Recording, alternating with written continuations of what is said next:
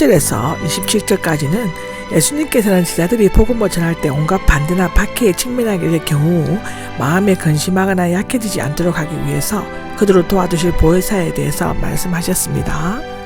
18절을 보면 세상이 미워했다는 것을 알라한데 지금까지는 주님과 제자들 사이의 밀접한 생명의 교제와 제자들끼리의 사랑에 대해서 교훈하신 예수님은 이제 그들과 세상과의 관계에 대해서 경고하십니다. 여기에서 세상은 18, 19절에 6번이나 나오며 하나님을 떠난 세계, 하나님을 거스리는 인간 사회, 하나님의 목적에 반대하는 인간 제도, 예수님을 미워하는 불신자들, 죄로 말미암아 왜곡된 세상을 의미할 수 있습니다. 세상은 사탄의 지배를 받고 어둠 속에 살면서 죄에 깊이 물들어 피조물이라는 한계를 잊고 자기 중심으로 행동하고 하나님을 무시하는 생활을 하고 있는 것입니다. 세상이 예수님과 제자들을 미워하는 것은 어떤 정치적인 이유나 옛 전통을 보존하기 위한 것이 아니라 예수님의 말씀이 그들의 죄악성을 드러냈기 때문입니다. 정오심과 악의에 가득 찬 세상은 예수님의 종 또는 주님에게 택함을 받은 친구인 제자들도 역시 미워하게 될 것입니다. 미워했다는 것은 혐오하다, 몹시 싫어하다, 정오심에서 박해하던데 완료형입니다. 지금까지 미워해왔고 지금도 미워한다는 뜻입니다. 무서운 말입니다. 알라는 직설법으로 너희는 알고 있다로 번역할 수 있습니다. 19절입니다. 19절에는 세상에 속해 있다는 면이 나오는데 사람은 두 종류로 나눌 수 있는데 세상에 속한 사람과 속하지 않는 사람입니다. 세상은 전자는 자기 것으로 여겨 사랑하지만 후자는 미워합니다. 세상이 미워하는 이유는 악을 행하기 때문이 아니라 세상의 주유와 풍조를 따르지 않을 뿐만 아니라 그리스도에 의해 택함받아 성별되어 그리스도의 성자가 되고 그 명령을 쫓고 있기 때문인 것입니다. 따라서 빛 대신 주님에게 속해 있는 성도들을 어둠의 건세 잡은 사탄의 자녀들이 미워하는 것은 당연한 일입니다.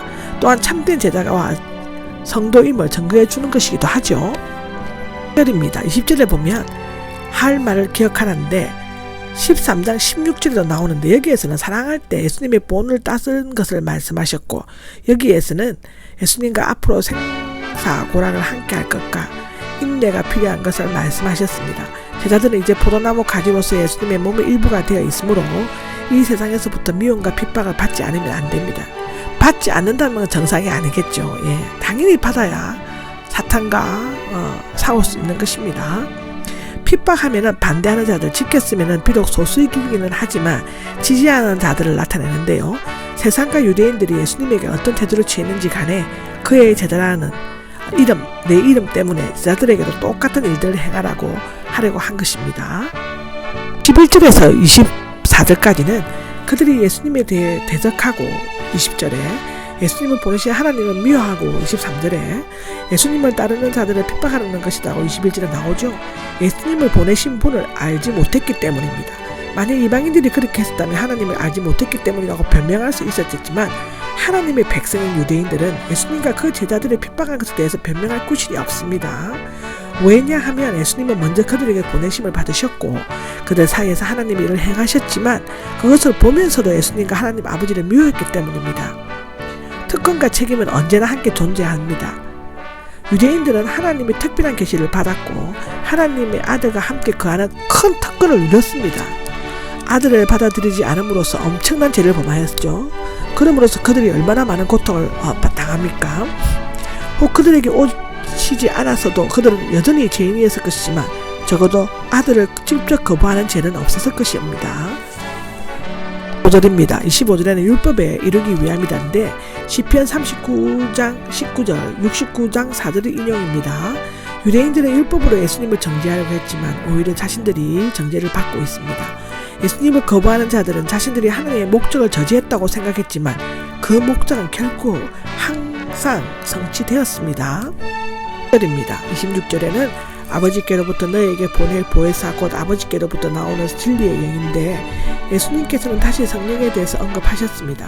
세상의 미움에 대해 성령의 역사가 있는 것을 말씀하시는 것이고 이 구절에 근거하여 성령이 아버지께로부터만 나오느냐가 아니면 아버지와 아들에게서 나오느냐 의견의 차이가 있었습니다. 물론 보혜사가 수동태로 되어 있는 점과 예수님께서 보혜사를 보내시겠다고 말씀하신 점 등으로 볼 때 서방교의 주장이 더 낮게 보이지만 한 절만 보고 이 난세를 확정시키는 데는 다소 무례한 점이 있습니다.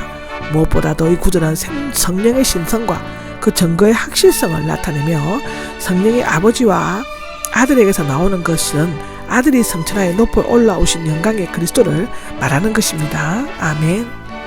네, 마지막 27절인데요. 그리고 너희도 처음부터 나와 함께 있었으므로 증언해 줄 것이다 라고 하는 것인데, 성령께서 예수님에 대해서 사실들을 보충하고 가르치실 때 너희들도 증언하라는 뜻입니다. 제자들은 처음부터 예수님과 함께 있었으므로 예수님의 증인으로서의 특별한 지위와 책임과 권위를 가지고 있었습니다. 그들은 처음부터 예수님과 함께 있으면서 그가 하시는 일을 목격했고 성령의 내주하심으로써 예수님에 대해서 완전히 증거할 수 있는 모든 요건을 갖추고 있었습니다. 신약 성경으로 기록된 제자들의 증거는 성령의 증거와 함께 예수님에 대한 완전한 증거임에 틀림없습니다. 이거 기록 또한 사도행전 5장 32절, 15장 28절에 기록되어져 있습니다. 예, 이것으로서 15장은 끝입니다.